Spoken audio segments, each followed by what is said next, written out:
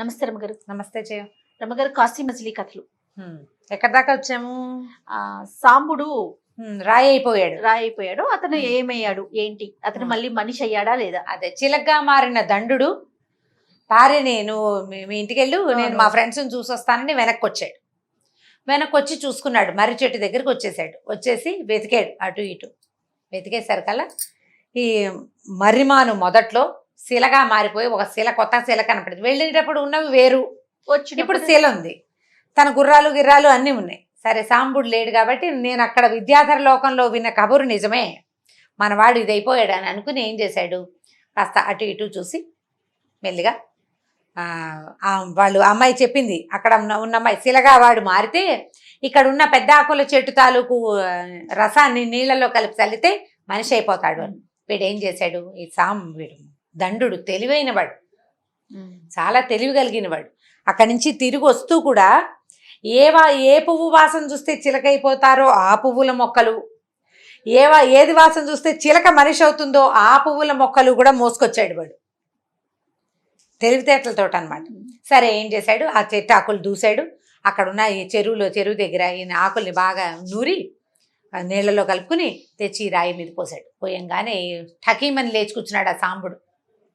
లేచేసాడు. లేచేసి, ఒరే ఏమిట్రా నువ్వు వచ్చావు, ఇక్కడ ఒక అమ్మాయి ఉండాలి, ఎదురా అన్నాడు. ఓరే అమ్మాయి ఏమిట్రా, నువ్వు అసలు ఏం చేస్తున్నావు ఇక్కడ కూర్చుని, అసలు ఎప్పుడు రాయి అయ్యావో, నీద రాయి అవటం ఏమిట్రా? కాదురా, ఒక అందమైన అమ్మాయి రా, ఎంత అందంగా ఉందో అమ్మాయి, ఆ అమ్మాయి చీర నేను పట్టుకున్నాను, అమ్మాయి ఇక్కడే ఉంది నా ఎదురుగుండా, నువ్వు నుంచున్న చోటే ఆ అమ్మాయి నుంచుంది అన్నాడు. ఒరే, ఈ సంఘటన జరిగి 3 నెలలు అయిందిరా నాయన, 3 నెలల క్రితం ఏం జరిగిందో చెప్పు అంటే, మీరంతా తలా పక్కకి వెళ్ళిపోయారు, నేను నా 3-4 రోజులు హాయిగా వండుకుని తిన్నాను ఇక్కడే, అటు ఇటు తిరిగేవాడిని, కాసేపు గుర్రపు స్వారీ కూడా చేసేవాడిని. ఒకరోజు చాలా మంచి వాసనలు, ఘుమఘుమలాడుతూ వాసనలు వచ్చినాయి, బోల్డని పువ్వులు, గంధము, కర్పూరము, ఏలకలు, అలాంటి మంచి మంచి వాసనలు వచ్చినాయి. చాలామంది అందమైన అమ్మాయిలు వచ్చారు. వాళ్ళంతా బట్టలు విప్పి ఇక్కడ పెట్టి చెరువులో దిగారు స్నానానికి. దిగేసరికల్లా నేను సరే ఎవరో కొత్త వాళ్ళు కప్పుకొని ఏం చేస్తాను లేని చెట్టు ఎక్కి కూర్చున్నాను. అందులో ఒక అమ్మాయి ఎంత బాగుందో, ఎంతో బాగుంది. అయితే వాళ్ళ బట్టలు ఈ పక్కన పడేశారు కదా, నేను మధ్యలో, వాళ్ళు ఎప్పటికీ చెరువులో నుంచి బయటికి రాలేదు, నేను మధ్యలో దిగాను. దిగిన తర్వాత ఆ కనపడిన బట్టలు ఊరికే ముట్టుకుని చూశాను. వీళ్ళు ఏదో మనుషుల్లాగా లేరు, దేవతల్లాగా ఉన్నారు, ఎక్కడి నుంచో దిగొచ్చారని. ముట్టుకుంటే బట్టలు ఎంత మెత్తగా ఉన్నాయోరా, మన దగ్గర అసలు ఇట్లాంటి బట్టలే తయారవ్వవు. అందుకని ఏం చేశాను, ఒక వస్త్రం ఉంచుకుందామని ఒకటి తీసి చేత్తో పుచ్చుకున్నాను. పుచ్చుకునేసరికల్లా కాసేపటికి అందరూ వచ్చి పైకి వచ్చి బట్టలు వేసుకున్నారు. ఒక అమ్మాయి డ్రెస్సు నా చేతిలో ఉండిపోయింది. ఆ అమ్మాయి చీర వీడు పట్టుకున్నాడు కదా, గుడ్డ చాలా బాగుందని. నేను పట్టుకున్న గుడ్డ, ఆ చీర ఒక అమ్మాయిది. ఆ అమ్మాయి నా వస్త్రం ఏదిని వెతుకుతుంది. ఆ అమ్మాయి ఎంత బాగుందో, చాలా అందంగా ఉంది. నేనేం చేశానంటే, కనపడకుండా ఏం చేస్తుందో చూద్దామని చెట్టెక్కి పైన కూర్చున్నాను. కింద నుంచి ఆ అమ్మాయి కళ్ళు మూసుకుని నన్ను వెతికింది. కళ్ళు మూసుకుని వెతికిందిరా నన్ను. నేను చెట్లో ఉన్నానని తెలిసిపోయింది. రా కిందకి రా అని నన్ను పిలిచింది. నన్నే పిలుస్తోంది, నన్ను చూసేసింది అనుకున్నాను. కానీ అమ్మాయి కళ్ళు మూసుకునే ఉంది. నేను కిందకి రాగానే కళ్ళు తెరిచి చూసింది. అంతేరా, తర్వాత అమ్మాయి నాకు కనపడలేదు, నువ్వే కనపడ్డావు. ఆ అమ్మాయి కళ్ళు తెరిచి చూడంగానే వీడు రాయి అయిపోయాడు. ఆ వస్త్రం చేతిలో నుంచి లాగేసిన అమ్మాయి ఏం చేసిందంటే, దివ్య దృష్టితోటి వీడిని కిందకి ఆకర్షించింది. రా నా దగ్గరికి రా అని పిలిచింది అనమాట. వీడు ఆకర్షితుడై దిగేశాడు. దిగ్గానే అమ్మాయి ఏం చేసింది, కళ్ళు తెరిచింది. దాని కంటి చూపు సోకేసరికల్లా వీడు రాయి అయిపోయాడు. ఆ చీర పుచ్చుకుని వెళ్ళిపోయింది. ఆ అమ్మాయి ఎంత బాగుందోరా, ఆ పిల్లని పెళ్లి చేసుకోవాలరా నేను అని అడిగాడు. నీ పెళ్ళేమిట్రా, అది విద్యాధర కన్యలు అయ్యుంటారా వాళ్ళు, నేను ఆ లోకంలో విన్నాను అని తన కథ అంతా చెప్పాడు. వాళ్ళని మనం ఎట్లా పెళ్లి చేసుకుంటాము అంటే, మరి నువ్వెలా చేసుకున్నావు, విద్యుత్ ప్రభని నువ్వు పెళ్లి చేసుకున్నావు, అలాగే నాకు ఈ అమ్మాయి కావాలి, నువ్వు ఏదో ఒకటి చెయ్యి, నీ దగ్గర అవకాశం ఉంది కదా అని ఈ సాంబుడు ఈ దండు వెంటపడ్డాడు. సరే, దండు ఏమన్నాడు, అయితే ఉండు, మనం ఇక్కడే ఉందాం, వీళ్ళు మళ్ళీ స్నానాలకి ఖచ్చితంగా వస్తారు, వాళ్ళకి నెల 2 నెలలకోసారి 3 నెలలకోసారి అట్లా అలవాటు ఉంది, కొన్నాళ్ళు ఇక్కడే ఉందాం, చూద్దాం. ఈసారి వచ్చినప్పుడు ఆ అమ్మాయి వస్త్రం రంగు గుర్తుంది కదా, ప్రత్యేకమైన కలర్, అది పింక్, లేత రంగు, రత్నావళి రంగు కాదు, దాన్ని ఏమంటారు, చంద్రకాంత రంగు అనేదో చెప్తాడు. చంద్రకాంత అంటే పింక్ అనమాట, రాణి పింక్ లాంటిది. వస్త్రాన్ని తీసేసుకో, నువ్వు తీసేసుకో. ఆ అమ్మాయి పిలిచినా నువ్వు రావద్దు, చూద్దాం ఏమవుతుందో, పిలిచినా నువ్వు రావద్దు, ఈ లోపల నేను విద్యుత్ ప్రభని అడుగుతాను సహాయం అని చెప్పాడు. ఒక 10 రోజులు గడిచినా ఇద్దరు కులాసాగా కాలక్షేపం చేశారు. అక్కడక్కడ ఏం చూశాడు, ఏం చేశాడు, అసలు ఆ విమానాలు చేయటం అక్కడ నేర్చుకొచ్చాడు కదా, అవన్నీ డిస్కషన్ పెట్టి చెప్పుకున్నారు. ఇంతలో ఒక పూట నిజంగానే ఘుమఘుమలాడుతూ మంచి వాసనలు వచ్చినాయి. బోళ్ళంతమంది విద్యాధర కన్యకలు వచ్చేసారు. వాళ్ళు పౌర్ణమికి ముందు అమావాస్యకు ముందు లెక్క ఉందన్నమాట. అప్పుడు భూలోకంలో విహారానికి వస్తారు. ఇక్కడ మానవ మాత్రులు ఉండరు కాబట్టి ఇక్కడికి వచ్చారు. ఈసారి మొత్తం అంతా గుంపంతా రాగానే బట్టలు జాగ్రత్తగా పెట్టుకుంటే మళ్ళీ ఏ మానవుడో వస్తాడు, ఏ రాయో అయిపోతాడు అని అందరు నవ్వుకున్నారు. కానీ వాళ్ళు చూశారు, నువ్వు రాయిని ఒకడిని రాయిని చేసావు, వాడు ఇక్కడ లేడు అంటే వాడు మామూలుగా అయిపోయాడనమాట. ఎవరు వీడిని మనిషిని చేసి ఉంటారో అని ఆలోచిస్తున్నారు.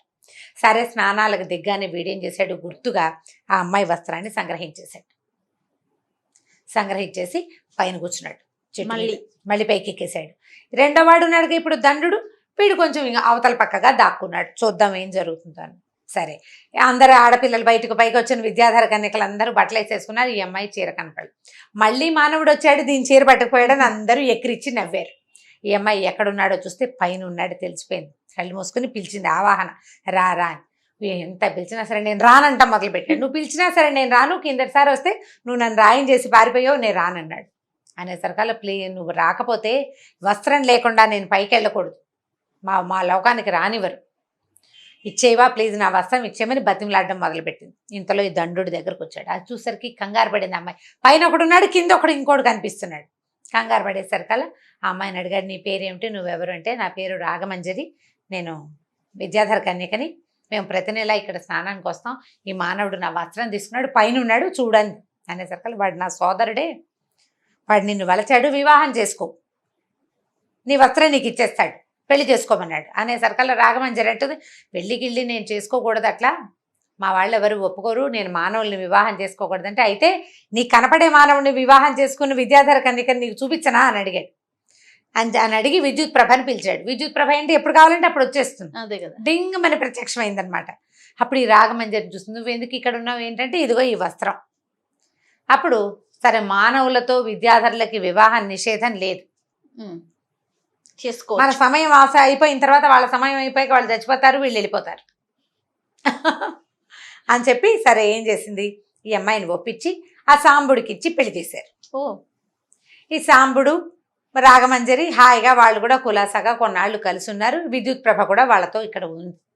కొద్ది రోజులు గడిచాక ఏంటంటే వీళ్ళు కొంత సమయం తర్వాత మళ్ళీ తమ లోకానికి వెళ్ళిపోవాలి, వాళ్ళ నియమం అది, మళ్ళీ వస్తారు ఎప్పుడు కావాలంటే అప్పుడు. సరే రాగమంజరిని విద్యుత్ ప్రభని ఇద్దరిని పంపించేశారు. పంపించాక వీళ్ళు ఏమనుకున్నారంటే, ఒరే పెళ్ళిళ్ళు చేసుకున్నాం, సంతోషంగా ఉన్నాం, బాగానే ఉంది, మిగిలిన ముగ్గురు ఏమయ్యారు, ముందు వెళ్ళిపోయారు. వసంతుడు వెళ్ళాడు, రాజకుమారుడు, మన రాజకుమారుడు, మనకి కాబోయే రాజు, అతను ఏమయ్యాడు. అక్కడి నుంచి రాముడు వెళ్ళాడు, వాడేమయ్యాడు. ప్రవరుడు వెళ్ళిపోయాడు, వాడేమయ్యాడు. మనం మిగిలిపోయాం. పదా అని ముందు వసంతుడు వెళ్ళిన వైపు వెళ్ళి చూద్దాం. ఈసారి ఇద్దరం ఉన్నాం కదా, ఈసారి ఇద్దరం ఉన్నాం, మనకు తోడు, ఒకళ్ళకొకళ్ళని తోడున్నాం, చూద్దామని చెప్పి ఏం చేశారు, ఈ కొమ్మలు ఎంత పెద్దవి అవన్నీ వాళ్ళకి తెలుసు, బాగా తెలిసిపోయాం. ఫస్ట్ టైం వెళ్ళేటప్పుడు భయంగా ఉంటుంది. సరే పద గుర్రాలు వేసుకుని వెళ్ళిపోదామని చెప్పేసి చెరుకో గుర్రం ఎక్కి ఈ వసంతుడు వెళ్ళిన తూర్పు వైపు కొమ్మకి పరిగెత్తారు. అటువైపు వెళ్ళారు. వెళ్ళేసరికల్లా సేమ్ వసంతుడు వెళ్ళినట్టుగానే ఒక ఖాళీ ప్రదేశం, తర్వాత పెద్ద దారులు, ఒకటే రకంగా ఉన్న బిల్డింగులు, ఒక పెద్ద కోట పురాతనంగా కనపడేది, దానికి ఒక రహస్యమైన తలుపు కనపడ్డాయి. ఇవన్నీ చూసుకుని లోపలికి వెళ్ళేసరికల్లా కొస ప్రాణంతో కొట్టుమిట్టాడుతున్న వసంతుడు కనపడ్డాడు వాళ్ళకి. అక్కడ వాడి వరణ అరగదీసేసింది కదా ముసలమ్మ, సగం ప్రాణంతో ఉన్నాడు, చచ్చిపోలేదు, వాడు బతికే ఉన్నాడు, మెడ తెగిపోయింది సగం, కొట్టుకుంటున్నాడు అర ప్రాణాలతో. కేకలు పెట్టాడు దండుడు, ఒరే ఇక్కడ ఉన్నాడు రా వసంతుడు, రాజకుమారుడు ఇట్లా పడిపోయాడని. సరే అప్పుడు వసంతుడి ప్రాణాలు ఎందులో ఉన్నాయి, ఆ వర కత్తిలో ఉన్నాయి. ఆ కత్తి ఎక్కడుంది, వర ఎక్కడుంది అని వెతకడం మొదలుపెట్టారు ఇద్దరు. వెతికి మొత్తానికి ఆ వరని కత్తిని సాధించారు. వీళ్ళకి ఎలా తెలిసిందండి? వాళ్ళకి తెలుసు, ఎందుకంటే వీళ్ళంతా ఒకే రాజ్యం నుంచి వచ్చిన వాళ్ళు కదా, ఫ్రెండ్స్ కదా. ఈ ప్రాణాలని తీసి ఒక చోట ఉంచటం అనేది ఒక ప్రత్యేకమైన విద్య. వీళ్ళు కలిసి చదువుకున్నారు. ఈ చదువుకున్న దాంట్లో ఇప్పుడు ఒకడికి రత్నాలు పరీక్ష చేయటం వచ్చా, అవును, వీళ్ళల్లో ఒకడికి వచ్చి మనకు తెలిసింది కదా, పక్షుల మాటలు వినటం ఒకడికి తెలుసు. అట్లా ఈ వసంతుడు తన ప్రాణాన్ని తీసి విడిగా పెట్టడం అనేది ఒక విద్య, అది వాడికి ఉందని వీళ్ళకి తెలుసు. ఫ్రెండ్స్ కదా వాళ్ళు, ఒకటే చోట పెరిగారు. అక్కడి నుంచి ఆ వరని కత్తిని పట్టుకున్నారు. ఆ వరం చూసి ఒరే ఇది సగం అరిగిపోయింది, ఓ. దీన్ని రిపేర్ చేస్తే వసంతుడు బతుకుతాడని చెప్పి ఏం చేశాడు, కొంత అక్కడి నుంచి అంతా వెతుక్కున్నారు, ఏదైనా దీని రిపేర్కి సాధనం దొరుకుతుందా అని. అవి ఇవి ఇవి అవి అన్నీ వెతికి వెతికి వెతికి వెతికి మొత్తానికి ఆ ఒరని ఆ పక్కనంతా అరిగిపోయిన దాన్ని మళ్ళీ ఒర షేపులోకి వచ్చేలాగా తయారు చేశారు. ఉమ్. ఈ మెడ తెగిపోయిన వాడు మెడ తుక్కుపోయి లేచి కూర్చున్నాడు. కళావతి కళావతి ఎక్కడున్నావని లేచాడు. లేచేసరికాలు వీళ్ళిద్దరూ పరిగెత్తుకొచ్చారు. నా బాగానే ఉన్నావా, కళావతి ఎవర్రా అంటే, అయ్యో మీరెక్కడి నుంచి వచ్చారా, నా భార్య ఏమైపోయిందో తెలీదు అని చెప్పాడు. చెప్పేసరికాలు వీళ్ళు ముగ్గురు మొత్తం జరిగిన కథలు తెలుసుకున్నారు. తెలుసుకుని ఇప్పుడు ఈ అమ్మాయి ఎక్కడుందో వెతకాలి. ఉమ్. ఇప్పుడు సముద్రంలో గాజు ఏదో పడిపోయింది, ఈ అమ్మాయి నగ అక్కడ పడిపోయింది. అవును. ఈ నగ అక్కడ పడిపోయిన నగ కోసం వచ్చిందో ఎవరో ఒక ముసలమ్మ వచ్చింది, అది వచ్చింది మాత్రం పడవలోనే. కాబట్టి సముద్రంలోనే ఏదో జరిగింది. ఈ అమ్మాయిని సముద్రం మీదగానే తీసుకెళ్ళి ఉంటారు. దానికి ఒకటే దారి ఉంది. ఒక దారి ఏమిటి మనకు తెలిసింది, మర్రి చెట్టు మీద రావటం. అట్టించి మానవ మాత్రులు రారు. వీడు ఒకడే కదా, వీళ్ళు ముందు ఒకడు వచ్చాడు, తర్వాత వీళ్ళిద్దరు వచ్చారు. ఆ. ఇక్కడి నుంచి సులువుగా వెళ్ళే సాధనం ఏమిటంటే సముద్రం. సముద్రం. కాబట్టి ఈ సముద్రంలో ఏదైనా అయి ఉండొచ్చు. ఒక పని చేద్దాము, నా దగ్గర నేను విమానాలు తయారు చేయటం నేర్చుకున్నాను. ఉమ్. ఇక్కడంతా బోల్డన్ చెట్లు కొమ్మలు బోల్డన్ ఉన్నాయి. వీటిలో ఉన్న సాధనంతో మనం ఓ చిన్న విమానం చేసుకుందాము, ఈ అమ్మాయిని వెతుకుతాం. సముద్ర తీరం వెంబడి వెళ్ళామంటే ఎక్కడైనా దొరుకుతుంది మనకి. ఏ నగరం కనబడితే ఆ నగరంలో ఆగుదామన్నాడు. అక్కడి నుంచి ఏం చేశాడు, చుట్టూతా ఉన్న మొక్కలు కొమ్మలు అవి ఇవి కొట్టి కరెక్ట్గా తన విద్యాధర లోకంలో ఏం నేర్చుకున్నాడో ఆ రథాన్ని తయారు చేశాడు, కీల్ రథాన్ని. ఆ రథం మీద ఎక్కి ఒక్కో ఊరు చూసుకుంటూ వెళ్దాం. అది ఆకాశ మార్గంలో వెళ్తుంది. పైనుంచి చూస్తే ఏరియల్ సర్వే లాగా కింద ఉన్నది కనపడుతూ ఉంటుంది కదా. సరే, ఒక కీల్ రథం చేసుకున్నారు. ముగ్గురు ఈ రథాన్ని ఎక్కి బయలుదేరారు. ఇప్పుడు ఈ సముద్రం తీరం వెంబడే వెళ్తే ఏమొస్తుంది, వంగరాజ్యము, దానికి రాజధాని అయిన హేలాపురం. ఏ హేలాపురంలో అయితే ప్రవరుడు ఉన్నాడో, కళావతి చేరిందో, రాముడు అతని అంటే కుక్కగా మారిపోయిన వాడు అతని భార్య ఎక్కడికి చేరారో ఆ హేలా నగరానికి వీళ్ళు కూడా చేరతారు.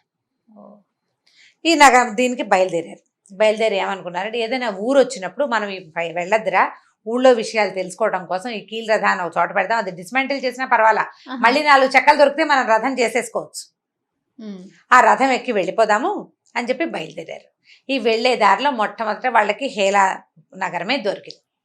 దొరకగానే ఏం చేశారు, ఊరు మొదట్లో దిగేసి ఈ కీల్ రథాన్ని ఒక మూల ఎక్కడో దాచేశారు. ముక్క విడదీసేస్తే అది అసలు దాంతో ఇది చెయ్యొచ్చు అని కూడా ఎవరికీ తెలియదు. కావలసినప్పుడు బిగించేసుకోవటమే, నట్లు బోల్ట్లు పెట్టి. దాన్ని వదిలేసి ముగ్గురు కాలు నడకన ఊళ్ళోకి బయలుదేరారు. ఈ ఊళ్ళోకి వెళ్తూ ఉంటే సత్రం బయట ఒక ఫోటో కనపడింది వాళ్ళకి. ఈ ఫోటో ఎక్కడో చూసాను రాని ఫోటో కేసే చూస్తున్నారు. ఇది ఫోటో అంటే ఇప్పుడు మళ్ళాగా ఇట్లా ఛాయాచిత్రం కాదు కదా, చేత్తో వేసే దాంట్లో వేగ్గా పోలికలు కనపడతాయి. ఈ పిక్చర్ ఎలా ఉందంటే ప్రవరుడి ఫోటో లాగా ఉంది. మనం ముందు కథలో చెప్పుకున్నాం, ప్రవరుడు ఏం చేశాడు, తన చిత్రపటాన్ని గీయించి సత్రం దగ్గర పెట్టించాడు. ఆ పిక్చర్నే చూస్తూ నుంచున్నారు వీళ్ళు. వీళ్ళు అదే పనిగా చూస్తున్నారు. చూస్తుండేసరికి 4 సైనికుల దగ్గరకు వచ్చారు. బాబు మీరు ఏ ఊరండి అని. ఏదో ఊరు అంటే, సరే పదండి మా మంత్రి గారి దగ్గరికి వెళ్దాం అన్నాడు. అదేమిటి, ఒక ఫోటో కేసు చూస్తేనే పిలుస్తాడా మీ మంత్రి అంటే, అంతేనండి ఈ పిక్చర్ పెట్టిందే అందుకు, మీరు చూశారు కాబట్టి మిమ్మల్ని తీసుకెళ్లాల్సిందే మేము. సరే ఆ మంత్రి ఏమిటో వాడి తెలివి ఏమిటో చూద్దామని సరేనని బయలుదేరారు. వీళ్ళ ముగ్గురిని మంత్రి గారి దగ్గరికి తీసుకెళ్లారు. తర్వాయి భాగం మళ్ళీ విందాం. చాలా బాగుంది రమ్మగారు. ఓకే, నువ్వు ఇంకా నేను చెప్తానని చూస్తున్నాను. రైట్, నమస్తే. నమస్తే. ఈ వీడియో కనుక మీకు నచ్చినట్లయితే లైక్ చేయండి, షేర్ చేయండి. మరిన్ని వీడియోస్ కోసం మా ఛానల్ని సబ్స్క్రైబ్ చేసుకోండి.